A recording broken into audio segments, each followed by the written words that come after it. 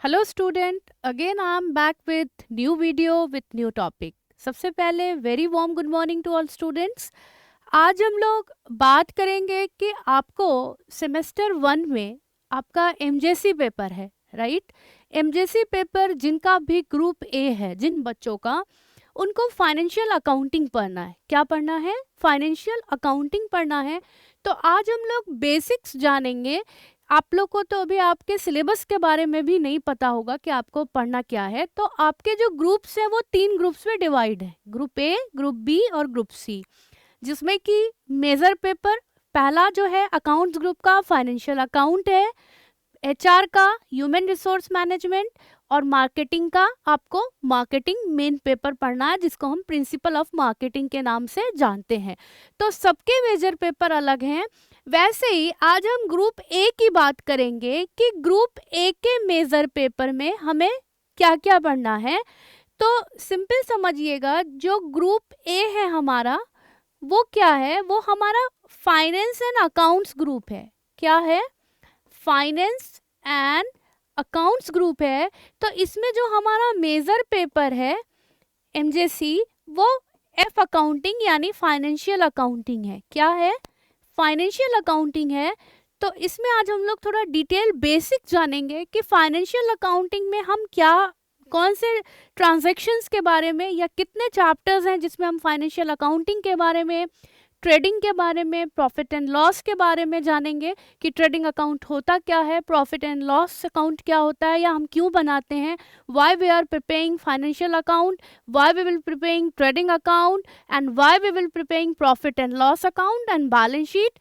So these accounts are prepared to calculate or to know about the financial position of the firm. आज company के firm की financial position को जानने के लिए हम बनाते हैं कि कंपनी हमारी प्रॉफिट में है या लॉसेस में है, या कंपनी के एसेट्स ज़्यादा हैं कि लाइबिलिटी ज़्यादा हैं।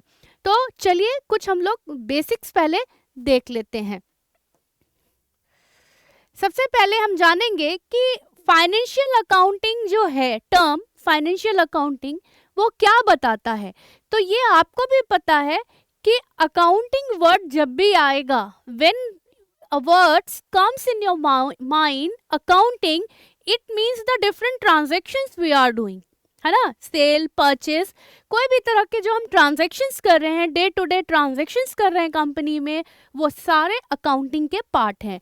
तो financial accounting is that field of accounting which is concerned with the classifying, summarizing, analyzing and reporting the financial transactions pertaining to an entity. आपको पता है कि जब हम अकाउंट्स बुक मेंटेन करते हैं, अकाउंटिंग करते हैं, या हम अकाउंट्स बुक मेंटेन करते हैं और डिफरेंट ट्रांजैक्शंस की बात कर रहे हैं, तो ये किससे कंसर्न होता है? क्लासिफाइंग, यानी जो भी हम इंट्रीज कर रहे हैं, सिंपल समझिएगा, what our the general entries we are doing, सबसे पहले हम इनको क्लासिफाई करते हैं। क्लासिफाई करते हैं यानी ग्रुप्स में बांटते हैं। ग्रुप्स में बांटना मतलब whether it is personal, whether it is real, और वेदर इट इज नॉमिनल। ये तो आपको पता है कि अकाउंट्स में मेनली अकाउंट इस रूल पे चलता है कि अकाउंट का आपको गोल्डन रूल पता होगा। It is a very basic thing कि हमारा गोल्डन रूल 3 टाइप्स के अकाउंट्स में बटा हुआ है, पर्सनल, रियल एंड नॉमिनल। तो सबसे पहले क्लासिफाई करते हैं कि मेरा जो ट्रांजैक्शन है, आज हम जो भी ट्रांजैक्शंस कर रहे हैं, जो हम ट्रांजैक्शन कर रहे हैं, वो किस नेचर का है। Transaction is of which type of nature, है ना। विच टाइप ऑफ नेचर कहने का यहाँ मतलब है कि पर्सनल है, रियल है या नॉमिनल है। तो पहले तो हम देखते हैं कि हमारा जो भी है, अगर हम एसेट्स की बात करते हैं या लाइबिलिटी की बात कर रहे हैं या किसी भी टर्म्स की बात कर रहे हैं, तो ये जो टर्म है, ये किस ग्रुप में आता है? पर्सनल में आता है, रियल में आता है कि नॉमिनल में आता है, राइट। तो सबसे पहले हम क्लासिफाई करते हैं, फिर समराइज करते हैं, यानी इसको हम डिफाइन करते हैं। अभी हम लोग आगे डिस्कस भी करेंगे एंट्री में, तो आपको क्लियर हो जाएगा। फिर हम लोग क्या करते हैं, एनालाइज करते हैं और फाइनली रिपोर्ट करते हैं उस फाइनेंशियल ट्रांजैक्शन को कि ये सेल्स की बात हो रही है, परचेस की बात हो रही है, या किसकी बात हो रही है। ठीक है, तो फाइनेंशियल अकाउंटिंग और accounting is the process of using financial information so to show the financial position and financial result of an entity at the end of the financial period। ये तो आपको पता है कि हर साल हम ट्रांजैक्शंस, जो भी हम ट्रांजैक्शंस बुक ऑफ अकाउंट्स में मेंटेन कर रहे हैं, उसका हम एक ईयर के लास्ट में यानी फाइनेंशियल ईयर में हम उसका टोटलिंग करते हैं कि हमारी कंपनी को प्रॉफिट है या लॉस है। So it determine the profit and loss position. Trading and profit and loss account is prepared for determining the asset, liability and capital position. Balance sheet is prepared. So why we will prepare these account? So we will prepare these account to know the financial position of the firm or to know whether the company is in profit or it is in losses. तो ये था हमारा financial accounting कि financial accounting होता क्या है।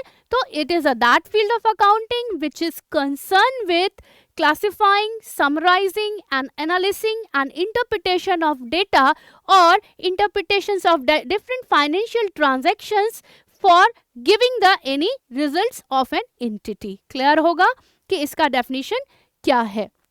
अब हम लोग नेक्स्ट जान लेते हैं कि हम जो भी हम फाइनेंशियल अकाउंटिंग, तो ये डेफिनेशन था आपका कि फाइनेंशियल अकाउंटिंग होता क्या है, व्हाट इज द डेफिनेशन, ये क्लियर होगा आपको। अब हम लोग फाइनेंशियल अकाउंटिंग की बात करेंगे कि why we are preparing the financial accounting.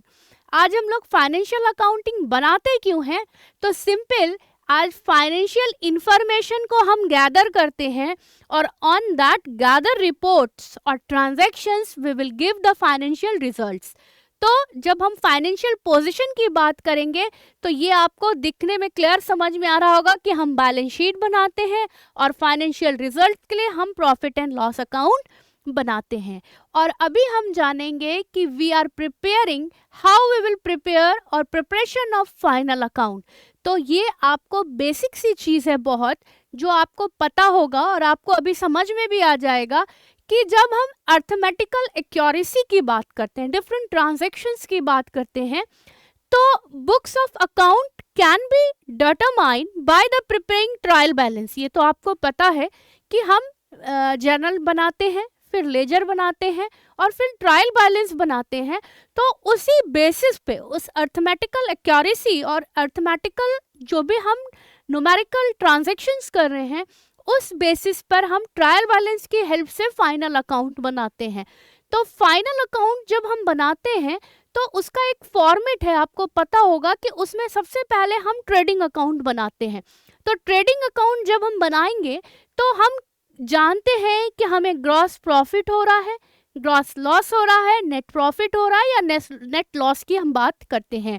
तो this account is prepare to know the trading results और gross margin of the trading of the business.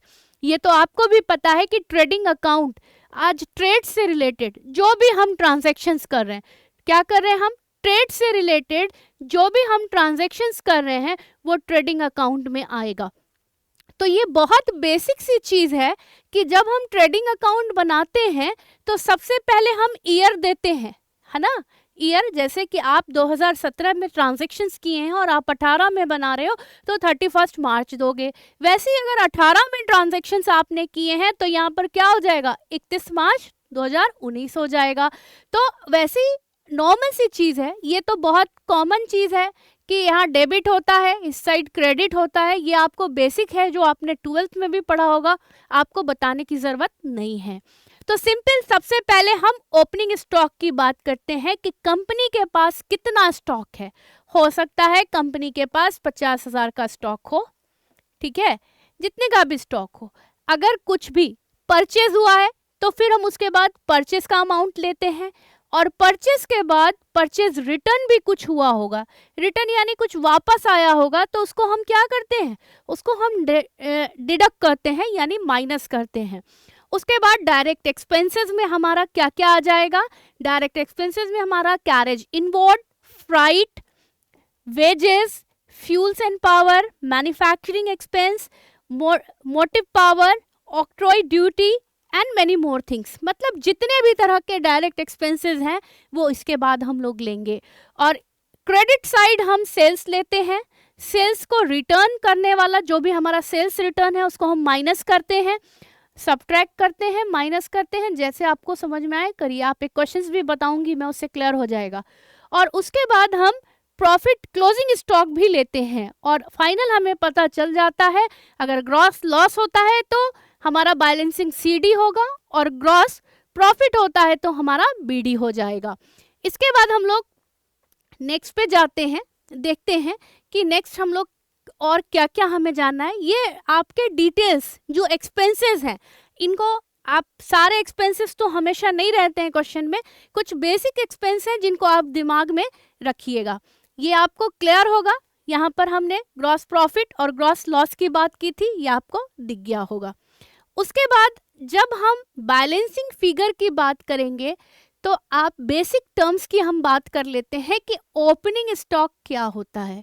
तो ये आपको पता है कि जब हम कोई भी कंपनी में कोई काम स्टार्ट कर रहे हैं तो जो भी हमारे पास स्टॉक है that is known as opening stock. तो ओपनिंग स्टॉक आप इसको बोल सकते हैं goods lying unsold with the firm at the beginning, और हमारा जो क्लोजिंग होता है जो एंड में बच जाता है वो क्लोजिंग स्टॉक कहलाता है। ये तो बहुत बेसिक टर्म्स हैं, आपने 11th-12th में भी पढ़ा होगा।